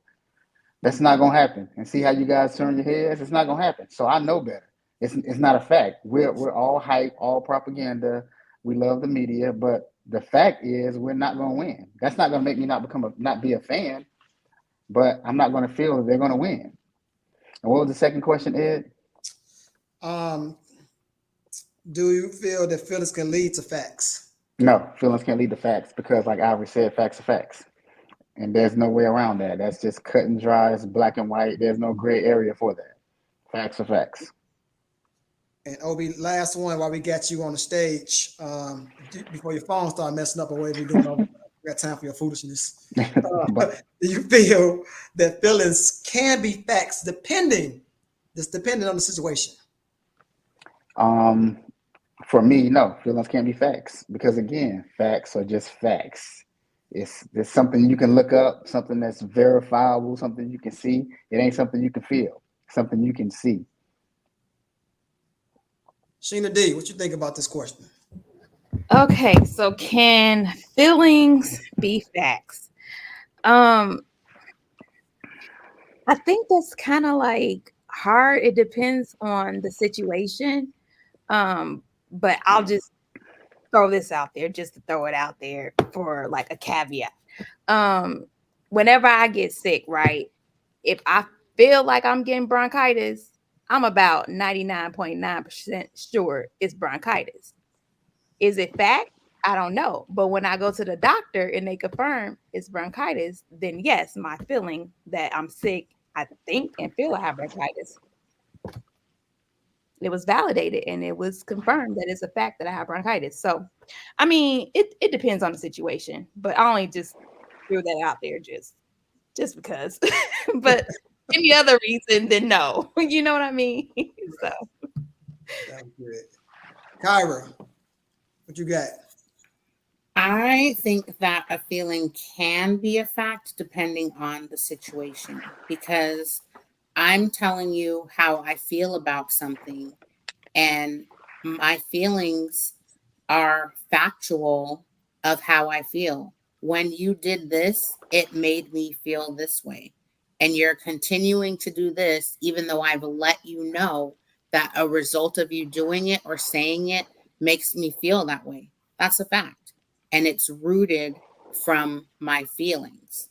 And whether you choose to change to stop making me feel that way or to ignore my feelings, my factual feelings, and just keep doing what you want to do, regardless of my feelings, it's still my facts.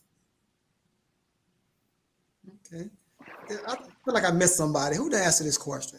I think either Jen or Ivory, one of them didn't answer this one. Can't remember. I think it was me. Yeah, it was me.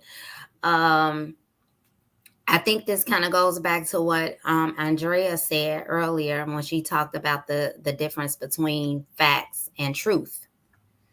And so, I agree totally with Kyra. So when we're talking about can we talk about feelings being truth? Well, no, they can't be simply because your feelings are your attitude about something. And so what's truth is what stands. Truth is what stands, and it doesn't go, it doesn't go away. It's there, it's concrete, and that's what it's going to be. Because Kyra, in saying to her point, her factual feelings, of course, are exactly how she feels. But can she get to a point where they're no longer, where she grows and she no longer feels that way? Yes.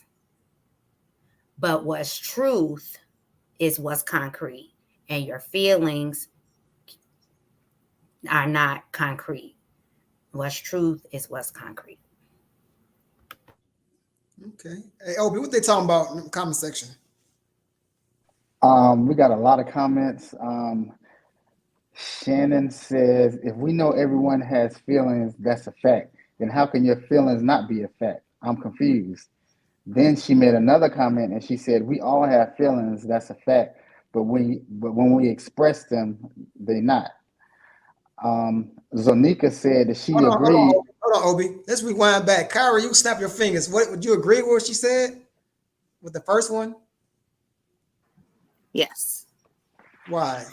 Because my feelings are factual to me. And even though you disagree, and even though you have different feelings, and even though what I say or how I feel is irrelevant to you, that is what's on my heart. And that's what I feel. And that's what is real to me. And so overlooking it or brushing it under the rug, that doesn't help the situation. For me, personally. It creates like resentment and frustration and makes me like build a wall. That's me personally. So you feel like your feelings are facts. Yeah. If I've expressed to you when you said this, it hurt me or made me feel this way, and you continually do that, knowing that I've opened up and shared how you make me feel, then I have a problem with that. You can still do what you want to do. You have that choice, but how I'm going to react to you will be different. Do anybody else got something to say about what Shannon Oliver said? I'm working on my snapping. Go ahead, Obi. Sorry, Jen, you got something? I just think, yes, everybody does have feelings. We can't escape them. It's what you do with your feelings that either creates a problem or not. It's how you, and so earlier in the conversation, we were talking about feelings and we were throwing out that whole emotion word. And so feelings are different from being emotional. You can have feelings and not be emotional about them. And so it's not about, because everybody, I mean, we can't escape them. I feel some type of way. Yeah. And you may have a right to feel some type of way. However, it's what you do with those feelings that, it is the give and take there.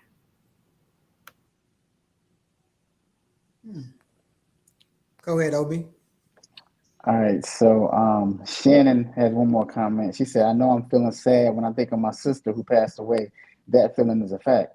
And Kyra, just to kind of give you your props, side eye. Zonika is agreeing with everything you say. She's saying, yes, amen, yes, I agree. And exactly, we have to factor in maturity. So I guess she's giving you your flowers and snaps and all of that. That's good. That's good. So before I'm gonna read a couple of little fun facts. Anybody got anything else to add on to this feelings are not facts conversation? Go ahead, Ivory. So I'm a little confused from the beginning. So if a fact is something that is proven, something that we can measure, something that is true, right? I don't understand. And I mean, I can appreciate everybody's comments about how your feelings can be even involved. So if me and my significant other we're having a conversation, whether it's a heated up conversation or a regular conversation, something happy, and she starts to cry.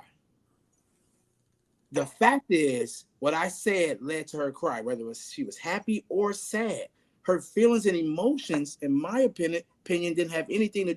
It didn't anything to do with the fact that she's crying. The fact that she's crying, she could be crying because I said something beautiful, and she's super happy. She could be crying because I said something I was angry or I was mean.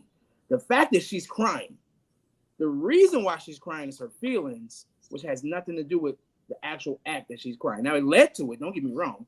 It led to it. But the fact is that what I said led to her crying, which crying is the fact. If I'm wrong, please, somebody, please help me figure it out.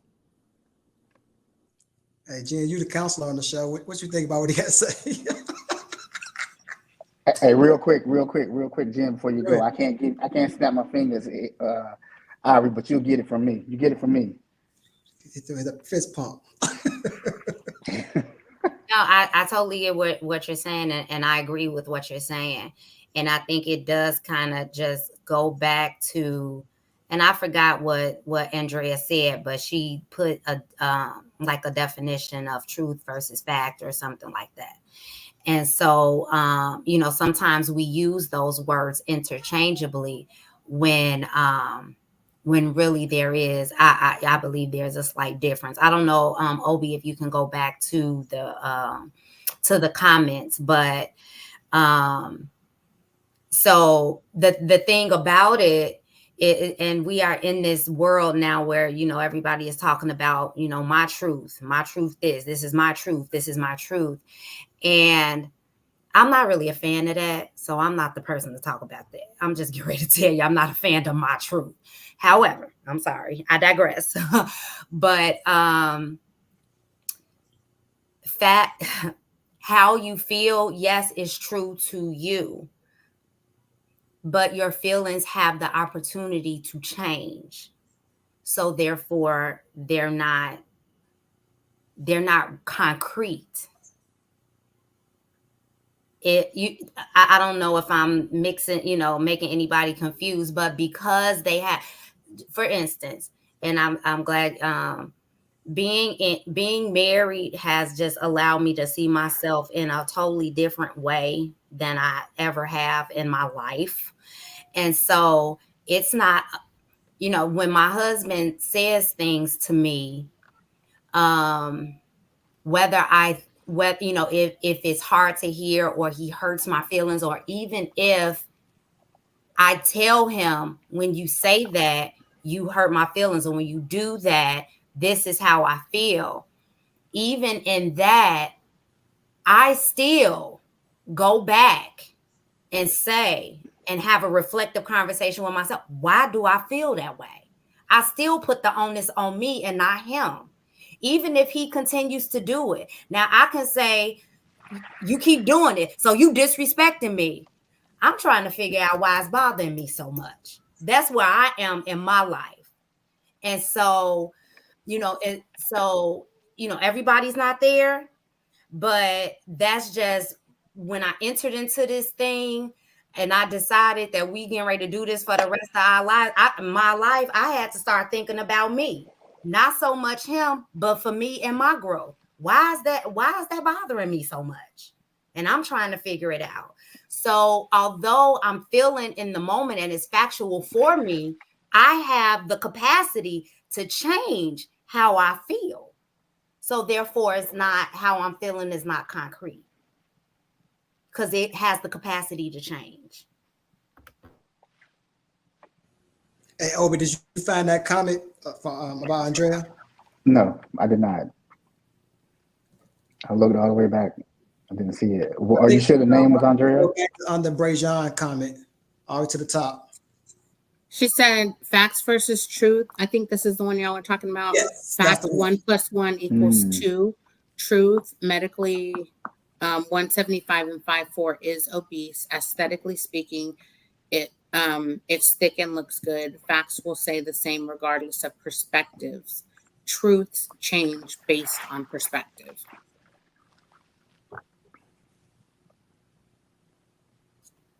And I definitely agree, because one, and it kind of ties into what Jennifer is saying in terms of the self-reflection of the catalyst of the feeling. If you are self-reflecting and finding out, why am I feeling this way? Is it because it was something that is triggering, or am I being too sensitive, or do I need to step away and process? And then after processing, it's like I was in my feelings, or I had a rough day, and so I perceived it to be one way. And so now my feelings have changed from one way to another way. But there's also times where the opposite can be true. Like I feel like I was, I don't know, defending my honesty or my integrity, and someone else went against that, my truth, my feelings are not going to change, because no matter what, I'm going to still defend my integrity and my honesty. And even if what somebody says doesn't matter to you, it matters to me because I know who I am. So I think that both can be true. But So I do also appreciate Ivory bringing up the challenge and being able to identify like what the actual fact is. Is it based on the feeling? Is it based on the action of her crying and peeling back to find out what made her cry? So I definitely appreciate that challenge that you brought to further the conversation. Hey, Jen and Kyra, I want to ask you guys a question. So y'all talking about this. So if a person offended you, is it a fact that you offended? That's because what they said, they might say something that was truthful, but it still offended you. Is that a fact for you that you was offended, or you like, nah, you're still offended? Your feelings was offended, and they're valid, but it's still not facts. I would say that it's still a fact, because it has to do with emotion, like whether the statement was factual, how it made me feel is the offense of the statement to me was offensive, and that's how I took it. And yeah, that's my answer. Jen, what you think about that? Just so going back, yes.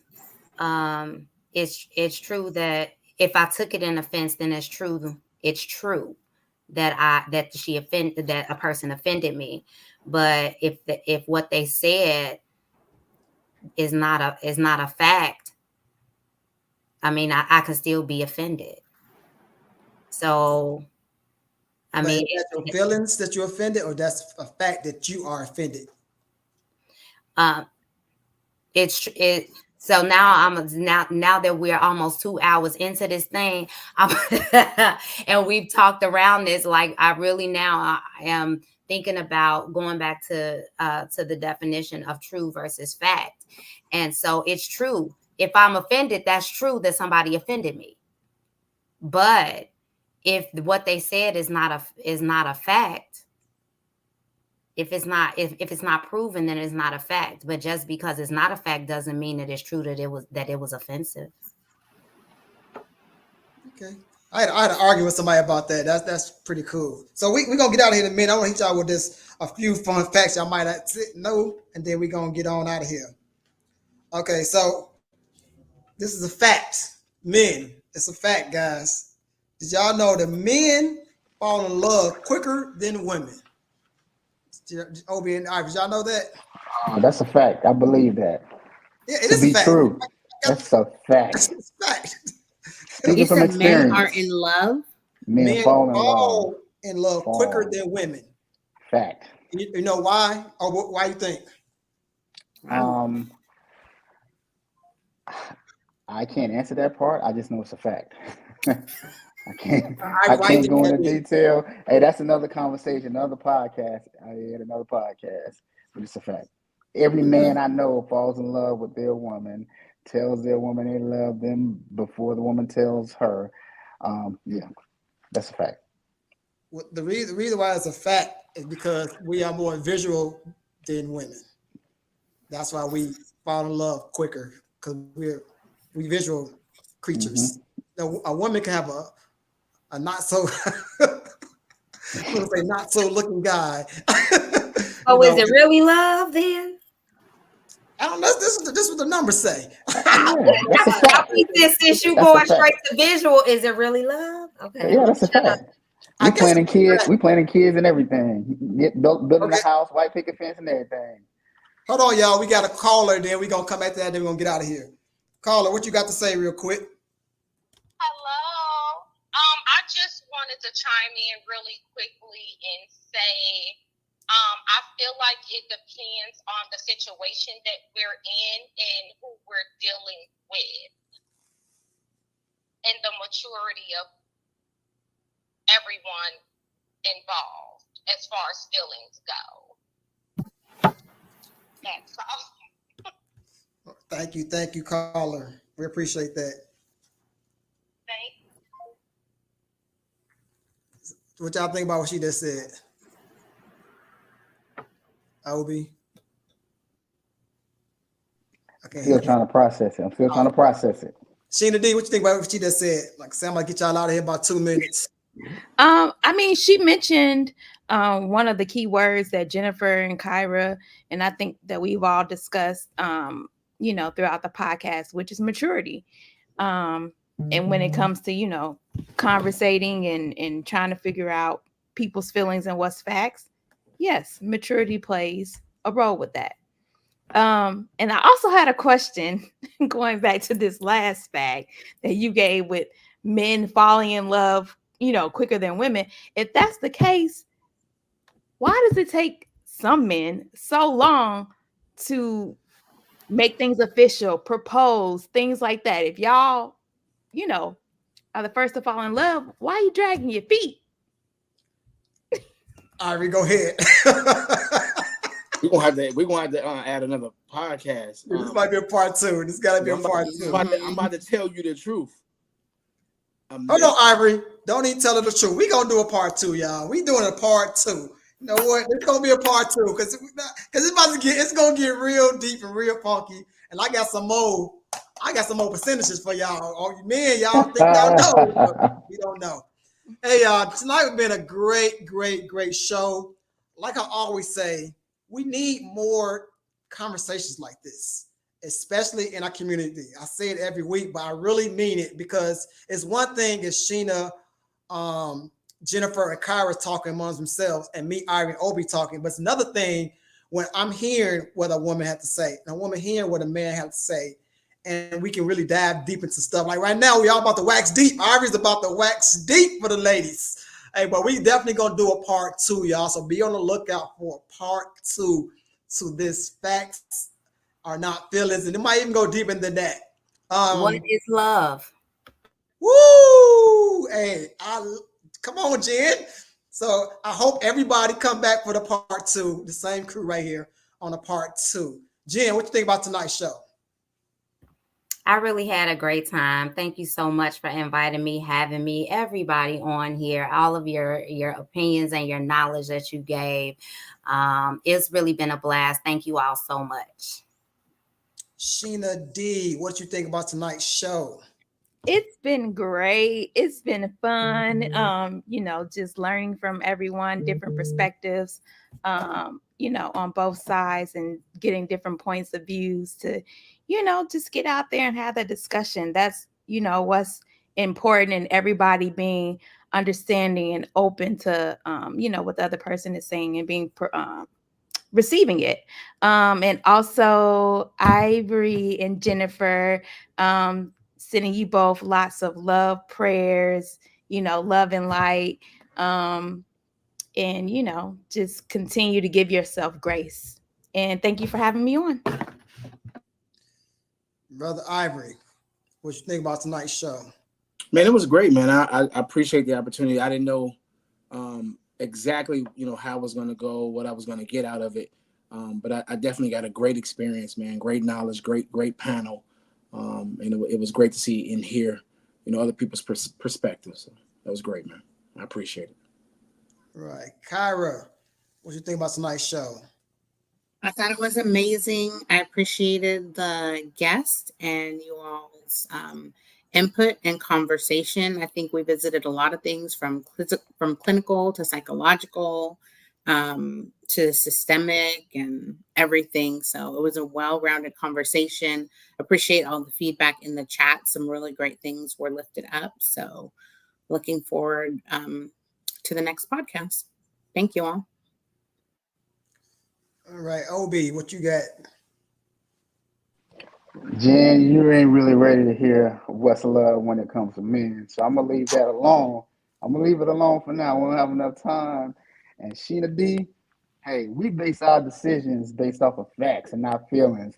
But we're going to leave that for part 2, too. I don't want to give too much away. Go ahead, Ed. All right, y'all. So part 2 be coming soon. We might go, what's love got to do with it? Got to do with it. I can't sing like Jennifer, but hey, it's gonna be a part 2 to this. We left y'all on a cliffhanger because it's about to get good. So you're gonna see these people again. Be on the lookout for part 2. So for next week, though, next week's topic is let's talk about sex, baby, but not like you think. It's a PG version of it. So I don't think it's gonna be freaky, nasty, all that other stuff. So next week episode is let's talk about sex. It's gonna be actually on Valentine's Day too. So it's gonna be actually interesting. So if you'd like to be a part of this podcast, please hit me up on Facebook at Edmund Chapman, or you can hit up Tashina Nicole on Facebook. You want to be part of the panel, or like Jennifer just came up with a good topic. Hit us up, or you can leave a comment real quick in the comment section if you'd like to be a part of the podcast in the future. I want to thank everybody for coming out. It was a really amazing show. Like Ivy said, I didn't know how it was going to go myself. You know, it was different from what we've been doing. It was just a discussion. But part 2 it's going to get real. And guess what? I'm gonna have a t-shirt on for part 2. I gotta be able to stretch my arms off for that one, baby. But like I always say, I love you. Loves you. Go out and be great on. Till next time, y'all.